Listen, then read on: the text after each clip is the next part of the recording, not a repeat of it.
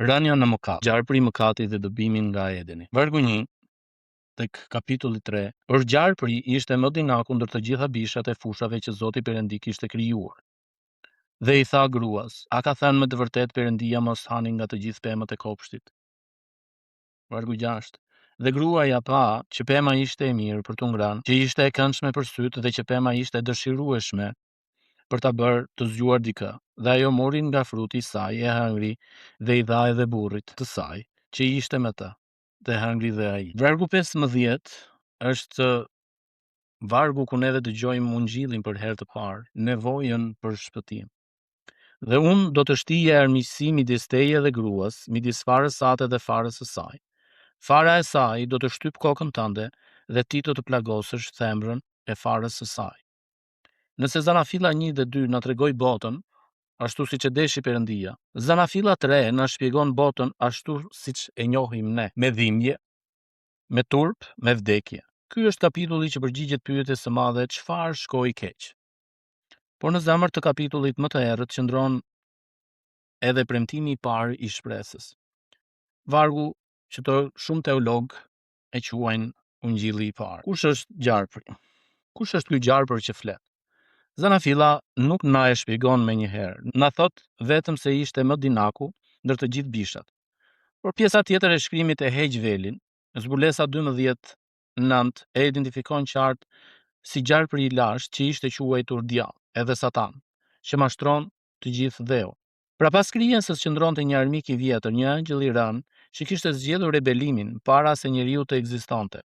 Po të shikojmë Isaian 14 dhe Ezekielin 28, këto flasin edhe më me shumë detaje. Bibla nuk na jep çdo detaj për origjinën e së keqes, por na jep atë që na duhet. E keqja nuk është e përjetshme si Perëndia. Nuk është krijuar nga Perëndia dhe nuk do të ketë fjalën e fundit. Në botën e lashtë të linjës së afërt, gjarpëri ishte simboli i mençurisë së fshehtë, i magjisë dhe i jetës së përjetshme. Faraonët mbanin kobrën në kuror si shenjë pushteti hyjnor për lexuesit e parë izraelit.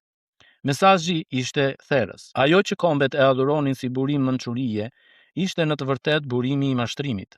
Dhe po të vëmë re më shumë kujdes, tundimi nuk erdhi nga jashtë kopshtit, por brenda tij, në vendin më të mirë, në rrethanat më të përsosura. Askush nuk ishte aq i sigurt sa të mos tundohet. Dhe asnjë vend nuk është aq i shenjtë sa të mos hyjë tundimi. Vlen të theksohet edhe pse ky kapitull është kaq themelor nga ana doktrinale, por pas Zanafillën 3, pjesa tjetër e Biblës nuk ka kuptim. Pse duhen sakrificat? Pse duhet shpëtimtari? Pse vdesin njerëzit? Bota moderne përpiqet ta shpjegojë të keqen si mungesë edukimi, si problem shoqëror, si fazë evolucioni. Dhe çdo shpjegim mbetet i mangët, sepse problemi nuk është vetëm rreth nesh, por brenda nesh. Jeremia kapitulli 17 vargu 9. Zanafilla 3 e vendos diagnozën saktë.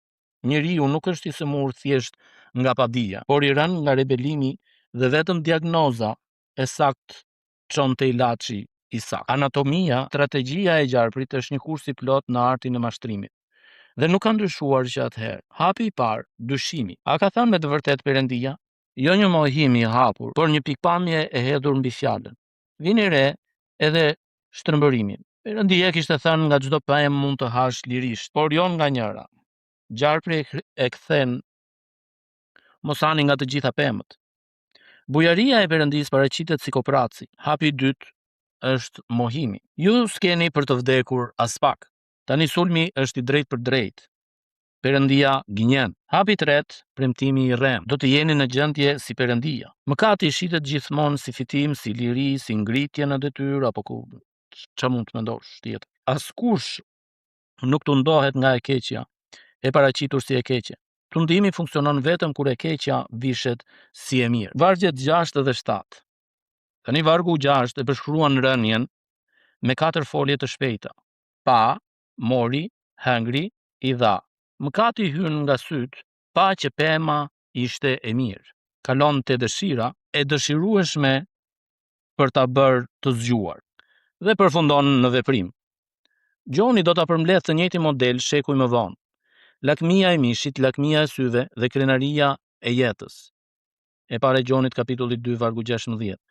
Dhe Adami, teksti thot se ishte me të, i pranishëm dhe i heshtur, Rënia nuk ishte vetëm mëkati i gruas që hangri, por edhe i burrit që heshti, kur duhej të fliste. Pasoja e parë erdhi me një herë, atëherë ju hapën sytë të dyve dhe panë që ishin lakuriq. Gjarpri e mbajti fjalën teknikisht sytë u hapën vërtet, por ajo që panë nuk ishte lavdia e premtuar, ishte turpi i tyre. Mëkati gjithmonë premton ndriçimin dhe dorëzon turp. Gjethet e fikut janë përpjekja e parë e njerëzimit për vetë shpëtim. Të mbulojmë me duart tona atë që kemi prishur me duart tona.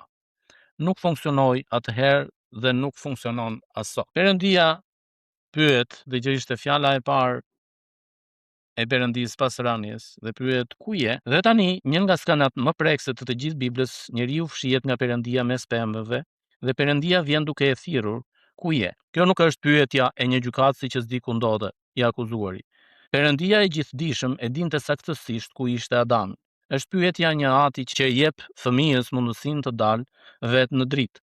Fjala e parë e Perëndisë pas rënies nuk është mallkim, është kërkim që nga i çast gjithë Bibla është historia e Perëndisë që kërkon njeriu të fshehur, derisa biri njeriu të vijë të kërkojë dhe të shpëtojë atë që kishte humbur. Luka kapitulli 19 vargu 10. Tani përgjigja e Adamit hap zinxhirin e fajsimit. Gruaja që ti më vure pranë më dha nga pema, me një gur, dy zoq. Fajin e ka gruaja. Dhe në fund të fundit, fajin e ke ti që ma dhe. Gruaja ja kalon gjarprit. Gjarpri më mashtroi. Askush nuk thot thjesht, po, më katova. Rrëfimi i parë i vërtet në Bibël do të pres ende. Por, modeli i fajsimit ka mbetur i gjallë në çdo zemër njerëzore që atëherë. Ndalemi tek vargjet 14 dhe 19, pasojat. Gjykimi zbret sipas radhës së mëkatit. Gjarpri, gruaja, burri. Gjarpri mallkohet të zvarritet dhe të hajë pluhur. Përhulje përjetshme para krijesës që mashtroi. Grua si shtohen dhimbjet e lindjes dhe tensioni në marrëdhënien me burrin. Pikërisht aty ku ajo ishte krijuar për bekim, jeta dhe bashkësia, aty hyn dhimbja. Burri i mallkohet toka, puna, që ishte dinjitet në kapitullin 2. Tani do të bëhet mundim me djerës, gjëmba dhe ferra. Derisa trupi të kthehet në pluhurin nga i cili u mor, vdekja, paralajmërimi i Perëndisë te kapitulli 2 vargu 17. Tani është realitet i pashmangshëm. Vini re, megjithatë se çfarë nuk mallkohet. As burri, as gruaja nuk mallkohen drejt për drejt. Mallkohet gjarpri dhe toka. Edhe në gjykim, Perëndia po e ruan njeriu për shpresë. Kemi vargun 15 dhe vim tek ungjilli i parë, si të themi. Dhe pikërisht në mes të gjykimit shpërthen premtimi. Perëndia i thot gjarprit se nga fara e gruas do të vi dikush që do të shtyp kokën tënde, edhe pse vetë do të plagoset në thembër. Ky varg quhet nga teologët ungjilli i parë. Premtimi i parë i shpëtimit dhe është zbulimi gradual i kësaj fare. Fara e Abrahamit, fisi i Judës, shtëpia e Davidit, deri te i linduri prej një gruaje. Tek Galatasit 4, vargu 4. Vim tek vargjet 20 deri në 24. Kirë në gjykim. Kapitulli mbyllet me 3 veprime që flasin më shumë se mira fjalë. Së pari, Adami e quan gruan Eva, nëna e gjithë të gjallëve. Një akt besimi në premtimin e jetës në çastin kur sapo ishte shpallur vdekja. Së dyti, Perëndia u bën veshje prej lëkure, edhe këtu për herë të parë në histori derdhë gjak. Një kafsh e pafajshme vdes që mëkatari të mbulohet. Sistemi i tërë sakrificave dhe në fund kryqi vet janë të mbjella në këtë varg të heshtur. Së treti, dëbimi nga kopshti, që në pamje të parë duket dënim, por lexojë arsyen, pra që mos të shtri dorën e tij për të marrë edhe nga pema e jetës dhe të jetojë për jetë. Të jetojë përjetësisht në gjendje mëkati do të ishte therrë i përjetshëm. Dëbimi ishte mëshirë. Perëndia e mbylli rrugën drejt pemës së jetës, që një ditë ta rihapte përmes Krishtit. Fjalë kyçe që vëm re te ky kapitull, dinak, vargu 1. Në gjuhën origjinale, fjala dinak tingëllon pothuajse njësoj si fjala lakuriq e vargut paraardhës 2:25. Një lloj e qëllimshme fjalësh, njeriu ishte i zhveshur dhe pa mbrojtje. Gjarpri ishte i mbuluar me dinakëri. Fjala vet nuk është e keqe në vetvete. Në fjalë të urtra përkthehet i matur, por këtu mençuria është shtrëmbëruar në armë. Fara, vargu 15. Fjala origjinale për farë ose pasardhi është njejës, jo farat, por fara e saj. Pali e vë në duke pikërisht këtë hollësi te Galatasit 3:16. Premtimi nuk u drejtohej shumë pasardhësve, por njërit. që tek Zanafilla 3, gishti i profecisë tregon drejt një personi të vetëm. Pyetja e parë nga Perëndia, ku je, vargu 9, pra në Bibël nuk është çfarë bëre, por ku je, jo akuz, por ftes. Perëndia gjithmonë nis bisedën me të humburin duke e kërkuar atë vet. Edhe dy shprehje të tjera që janë tek vargu 15, do të shtyp, do të plagosesh, vargu 15 pra. E njëjta folje origjinale përdoret për të dyja goditjet, por vendi i goditjes bën gjithmonë ndryshimin. Koka e gjarprit, plag vdekje prurse. Thembra e farës, plagë e dhimbshme, por jo përfundimtare. Kryqi e plagosi birin, por i njëjti kryq i shtypi kokën armikut. Shikojmë diçka tjetër interesante, lidhja me Krishtin dhe dhjatën e re. Zanafilla kapitulli 3 dhe Ungjilli janë dy skajet e njëjtit hark. Pali viziton qartë këtë paralelizëm. Sepse ashtu si me anë të mosbindjes së një njeriu të vetëm, të shumtët u bën mëkatar, ashtu edhe me anë të bindjes së një të vetmi, të shumtit bëhen të drejtë. Romakët 5:19. Aty ku Adami i parë dështoi, Adami i fundit fitoi. Adami u tundua në kopshtin e bollakut dhe ra. Jezusi u tundua në shkretëtirën e urisë dhe qëndroi. Mateu kapitulli 4 vargjet 1 deri në 11.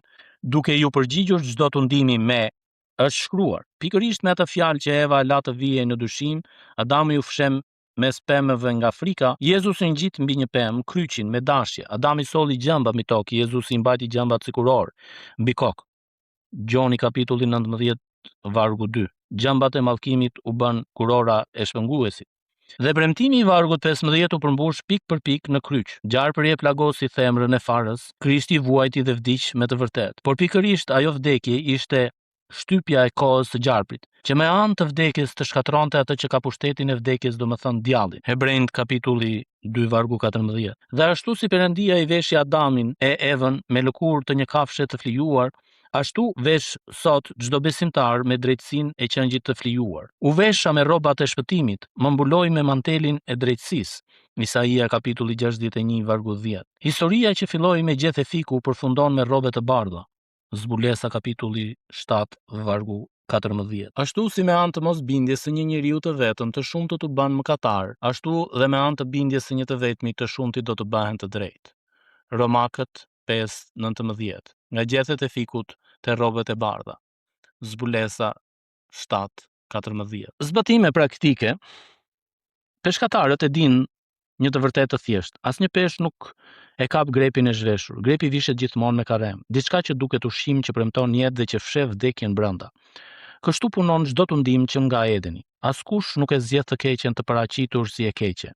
Zgjedhim karremin dhe grepi vjen bashkë me ta. Prandaj Zanafilla 3 nuk është thjesht histori e lashtë, është pasqyra e çdo dite tonë. 5 mësime që marrim, të paktën. Së pari, mësoje strategjinë e armikut. Tundimi ende punon me të njëjtat 3 hapa. Dyshimi mbi fjalën, atë ka thënë me të vërtetë Perëndia, mohimi i pasojave, ka gjë, nuk ndodh asgjë, dhe premtimi i rrem, kjo do të bëj të lumtur. Kur ti dëgjon këto zëra dhe do t'i dëgjosh, dije se ke përballë një strategji të vjetër sa Edeni. Përgjigju si Jezusi. Më është shkruar. Së dyti, mos u fshi. Dil kur të therras ku je. Instinkti ynë pas mëkatit është i njëjti me atë të Adamit. Fshiu, mbulo, shmang. Por Perëndia nuk të kërkon për të shkatërruar, të kërkon për të shpëtuar. Rrëfimi i sinqert, mëkatova, hap derën që fajsimi e mban të mbyllur. Por ti rrëfej mëkatet tona, ai është besnik dhe i drejtë që të na falë. E para Gjonit kapitulli 1 vargu 9. Së treti, prit gjamba, por mos i ngatëro me mallkimin personal. Duhet kuptojmë që jetojmë në një botë të rënë. Punat lodh, trupat smuren, marrëdhëniet plagosin. Kto janë ato pasojat e Zanafillës 3, mbi të gjithë krijimin. Edhe jo domosdoshmërisht janë dënim personal për mëkatin tënd të veçantë. Gjoni 9, vargje 2 dhe 3. Ose lër armikun të bindë se çdo vështirësi është shenjë që Perëndia të ka braktisur. Së katërti, beson në premtimin edhe në mes të gjykimit. Adami e quajti gruan nëna e të gjallëve, kur sapo ishte shpallur vdekja. Besim në premtimin e Perëndisë përballë rrethanave që thoshtin të kundërtën. Edhe ti, në ditën më të errët, mbaje njërin sy te vargu 15. Perëndia ka shpallur fundin e gjarpërit, dhe asnjë rënje e jotja nuk e anullon atë premtim. Dhe së pesti, hiq gjethen e fikut. Prano veshjen e tij. Vetë shpëtimi, përpjekja për të mbuluar turpin me vepra imazh arritje, është gjethja e fikut që thahet çdo mbrëmje. Perëndia ofron diçka tjetër, mbulesë që kushton gjak, dhuratë që nuk e qep dot vet. Pusho së qepuri, prano të vishesh. Pyetje për reflektim do të ishin që na ndihmojnë në zemrën tonë është cila nga 3 hapat e tundimit funksionon më shpesh te ti? Si fshihesh ti nga Perëndia dhe çfarë do të ndryshonte rrëfimi? Ku e sheh modelin e fajsimit në jetën tënde? Cilat janë gjethet e fikut të tua që ti mbulon veten, gabimet? A ka ndonjë derë të mbyllur që mund të jetë mbrojtje dhe jo braktisje? Dhe varg për të mbajtur mend do të ishte Zanafilla 3:15. Fara e saj do të shtyp kokën tënde dhe ti do të plagosësh themrën e farës së saj. Ungjilli u predikua për herë të parë në ditën më të zezë nga vetë goja e Perëndisë. Paqja dhe hiri i Perëndisë qoftë me gjithë secilin prej jush që dëgjon këtë mesazh. Zoti ju bekoft.